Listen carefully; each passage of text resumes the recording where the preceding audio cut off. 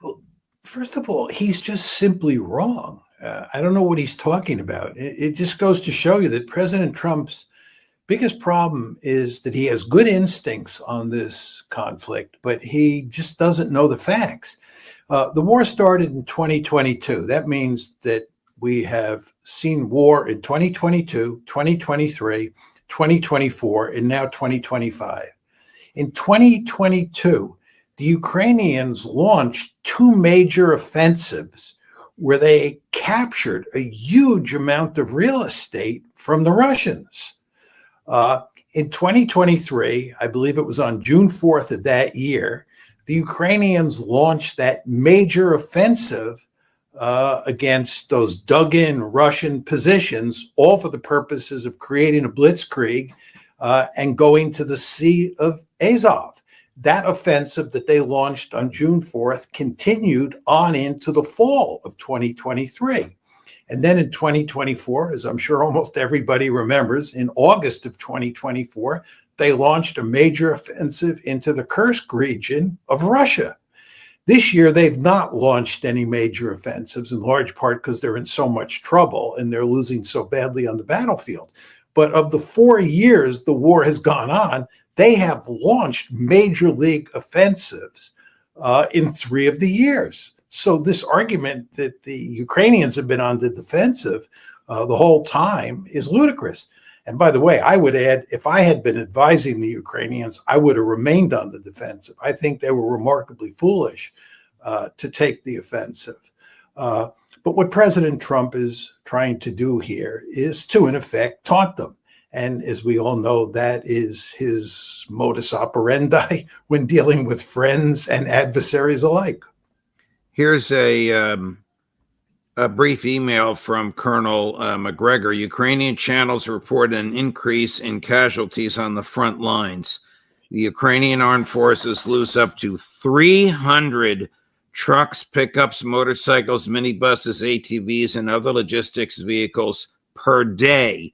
Additionally, up to 40 to 50 units of more expensive armored vehicles, tanks, armored cars, and air defense systems per day. All these losses mean that the infantry and drone operators are taking over the war. How much longer can they possibly last? Well, it's hard to put a specific number on it, but it is hard for me to imagine them lasting more than 6 to 9 months. I mean, I think Colonel McGregor's numbers are probably on the money. And I think everything you read in the newspapers, and this is Western newspapers, tells you that the Ukrainians are suffering badly, that the Russians are moving forward. They're making penetrations along the line, destroying huge numbers of pieces of equipment on the Ukrainian side, killing lots of Ukrainians. And all of this is happening at the same time that support for Ukraine in the West, especially in the United States, is beginning to weaken. Right, right. Go ahead. I just add one other factor to this, and we've talked about this, is if you look at public opinion inside of Ukraine, it's beginning to tank. The Ukrainians, public opinion in support of the war. Yeah, their loss of dead and missing is now up to 1.7 million. Now, the population was 40 million before the war. I don't know what it is now, but that's an extraordinary number, 1.7 million. Well, that 1.7 million number is a tricky number because how many of those people are missing, right? Well, they might be deserters. Oh, for sure. There's no question about that. But what is that number? Is it 700,000? Is it 200,000? Let's say it's 400,000. That means 1.3 million are dead.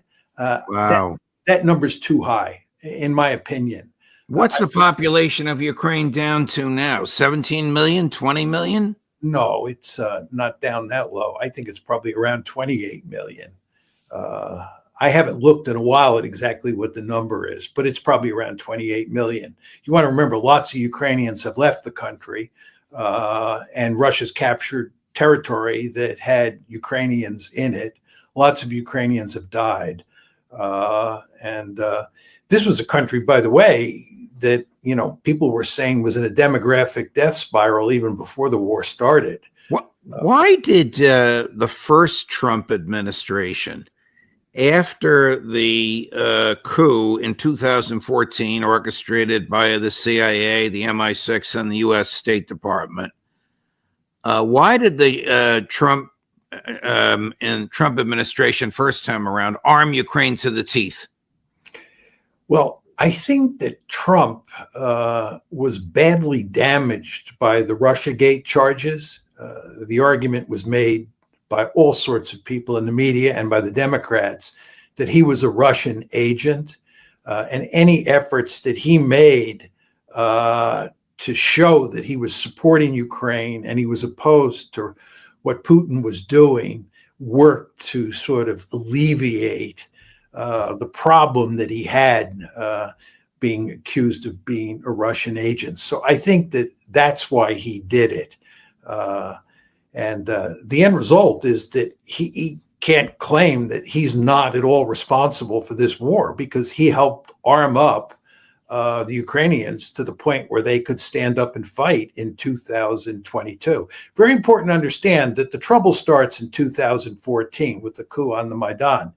And starting in 2014, we begin to train the Ukrainian army, and we begin to arm them with defensive weapons. And then along comes Trump, who arms them with offensive weapons. And we continue to train them. And very importantly, we go to great lengths to try to integrate the Ukrainian military into NATO. Not in a de jure way, but in a de facto way. We run all sorts of major operations where Ukrainian forces operate side by side with NATO forces. We want, in a de facto way, to make Ukraine part of NATO. This is why when 2022 comes, the Americans are not interested in a diplomatic settlement before the shooting starts. I think the Americans understand that the Ukrainian army is a quite formidable fighting force and will stand up to the Russians. And this is why, once the war starts in the year 2022, the Ukrainians are able to launch two major offensives and conquer lots of territory, because the balance of power in 2022 between the Ukrainians and the Russians actually favors the Ukrainians. And President Trump is in part responsible for this, because he's the one who started the flow of offensive weapons into Ukraine.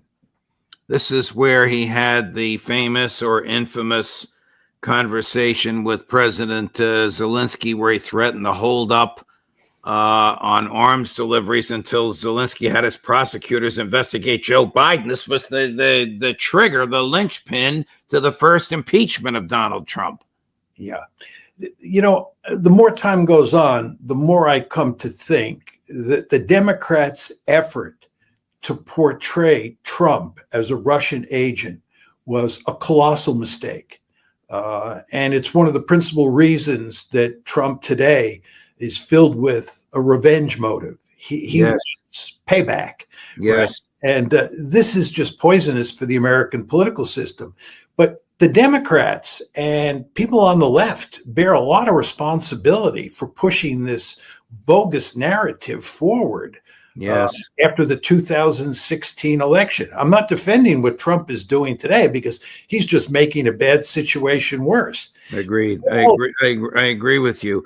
What purpose, what peaceful purpose is served by United States intel and military engaging in intel, reconnaissance, and surveillance to help the Ukrainians kill Russian soldiers?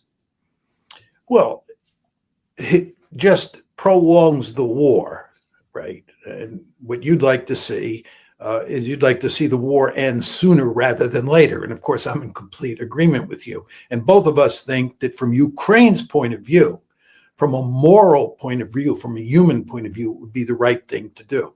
But I believe that what's going on here is that Trump is protecting himself from criticism that will be directed at him when Ukraine finally loses the war. It's very important to understand that Ukraine is going to lose. There is going to be an end to the shooting at some point. And then people are going to want to point fingers. And Trump doesn't want them to be able to point fingers at him. He doesn't want to be in the same situation Joe Biden was in after Afghanistan went down. So what he's doing is taking all sorts of measures that I would say are protective. It's like the sanctions on India. The sanctions on India are really foolish in the extreme. I don't know anybody who thinks otherwise. But Trump can say when Ukraine goes under that he employed secondary sanctions, because this is effectively secondary sanctions. Right. Putting sanctions on India.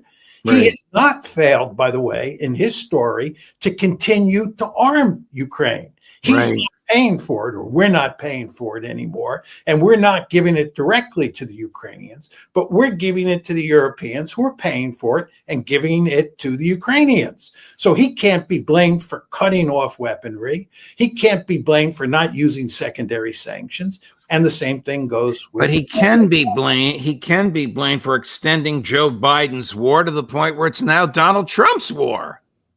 That happened a long time ago. Once he moved into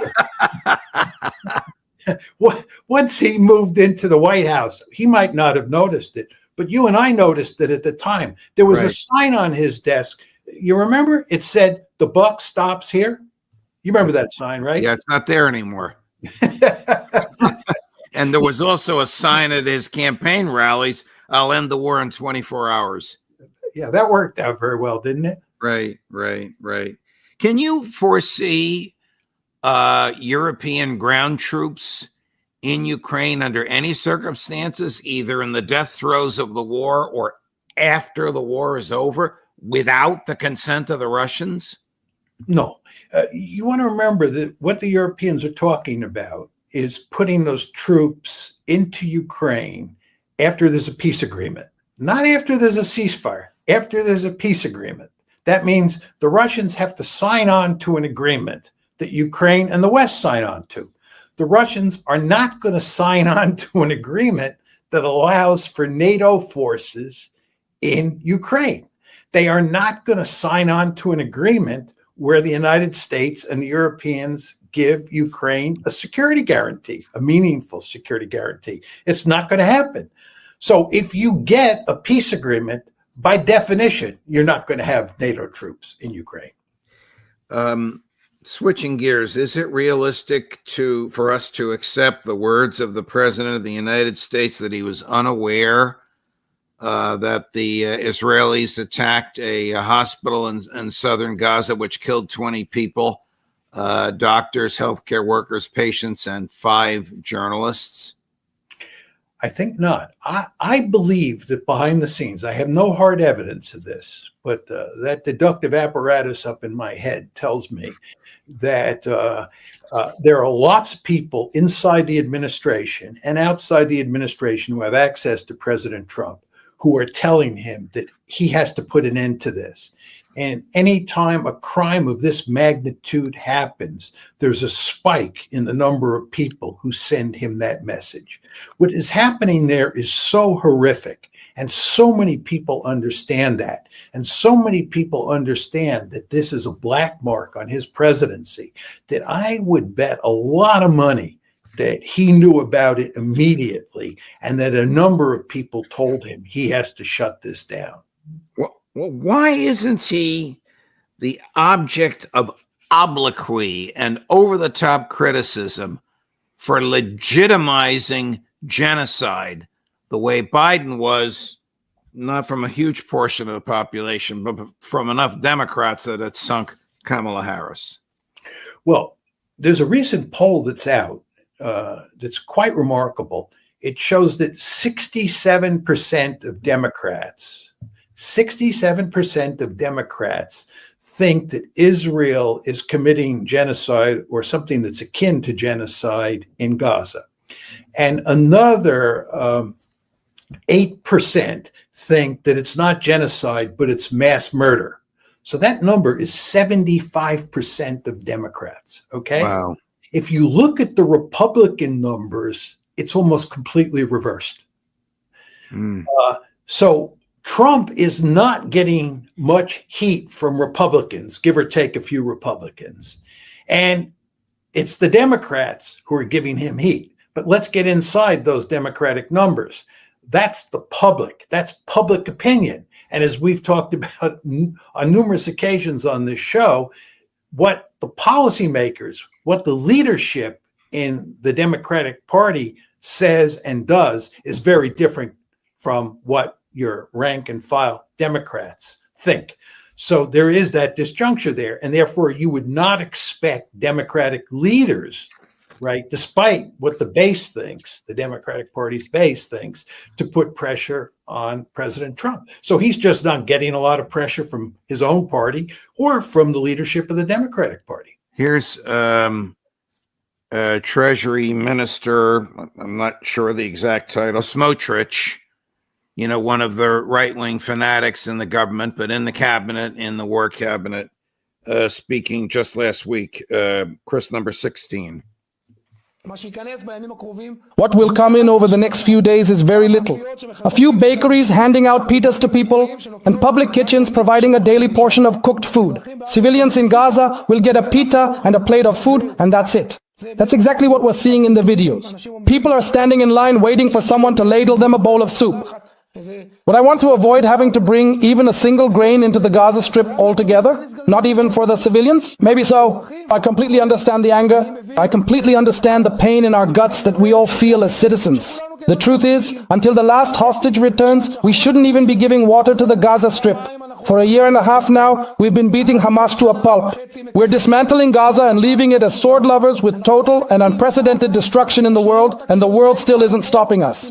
With the aim of achieving the one and only required outcome, conquering Gaza, destroying Hamas, and bringing back all the hostages. In one word, victory. Accuse us of war crimes. The IDF is finally conducting a campaign against Hamas's civil administration and not just focusing on the military infrastructure. We are eliminating ministers, officials, money changers, and figures in Hamas's economic and governmental apparatus.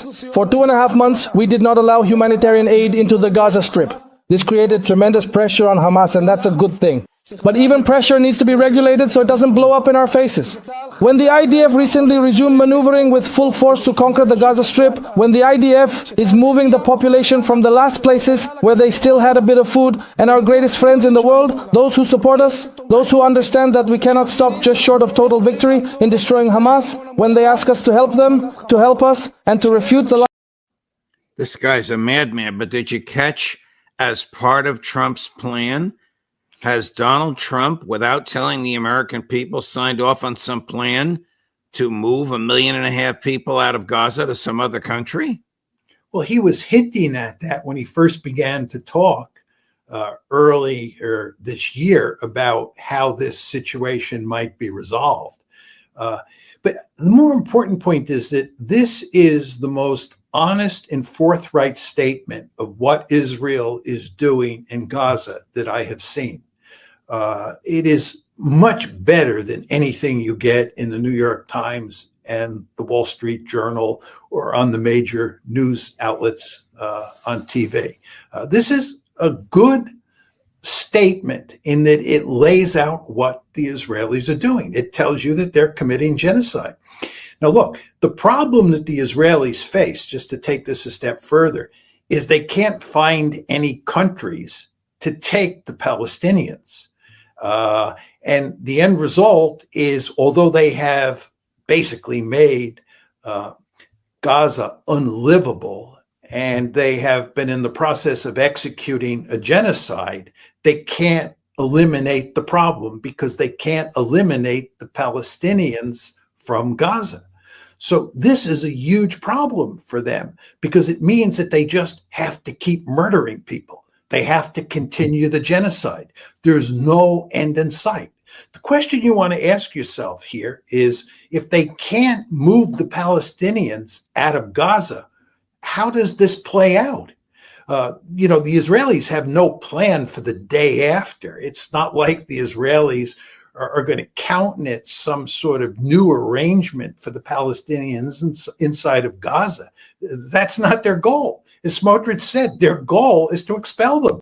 And the way they're doing that is to execute a genocide.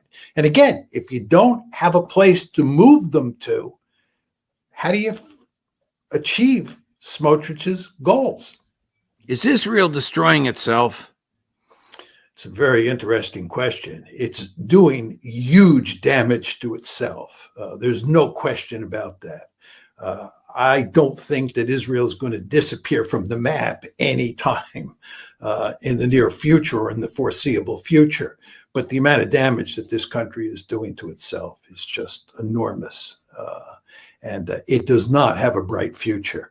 And I would bet a lot of money that you're going to see lots of more moderate and secular Israelis leave that country with the passage of time. And you're going to see fewer and fewer Jews in the diaspora move to Israel.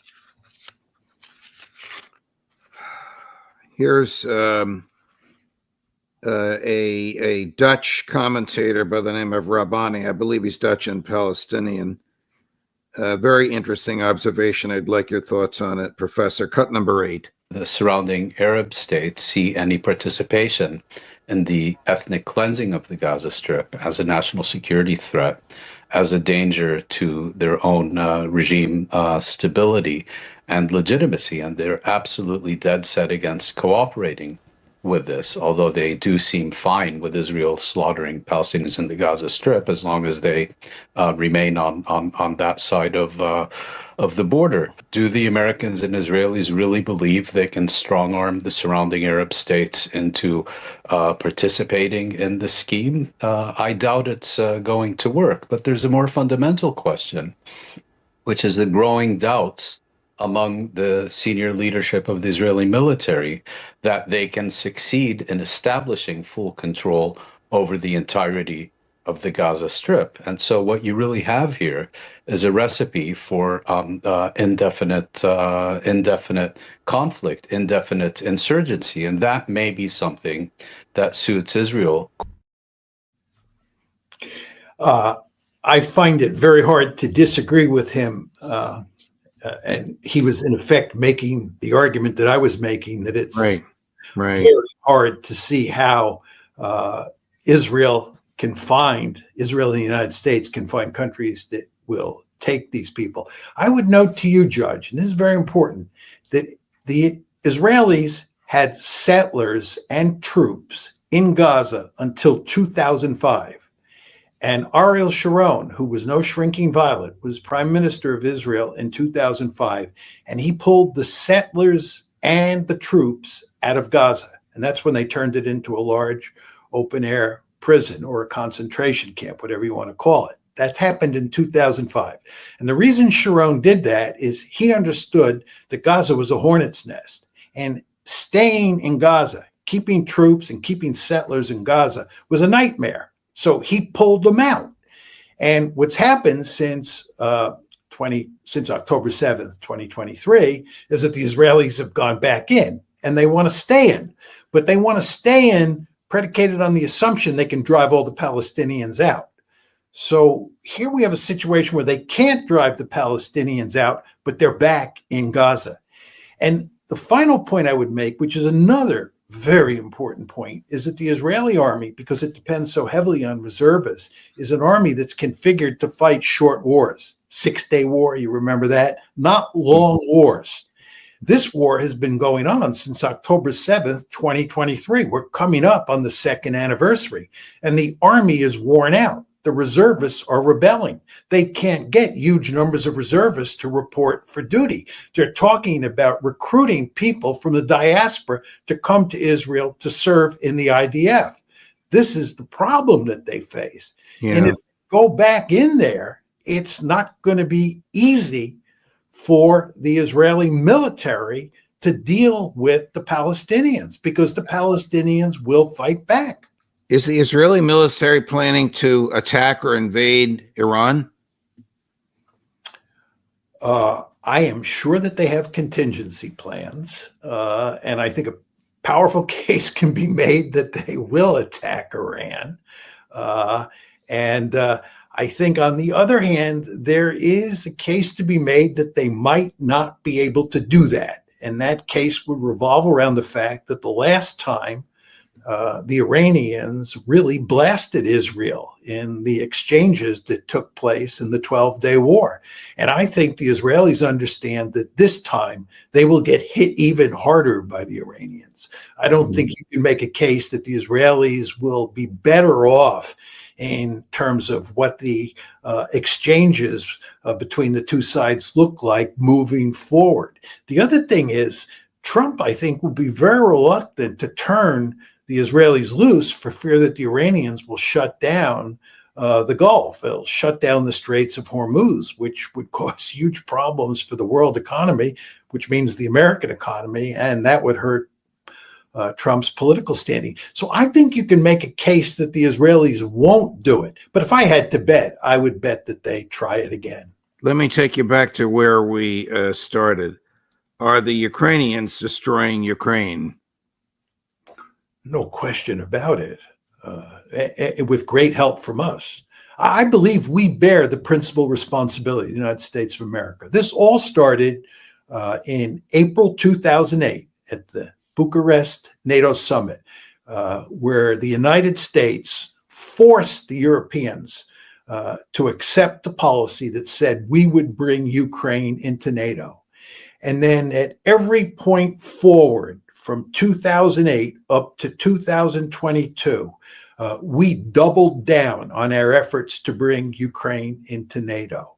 And there's never been real enthusiasm inside of Ukraine for joining NATO. It was the Americans who were principally driving this train.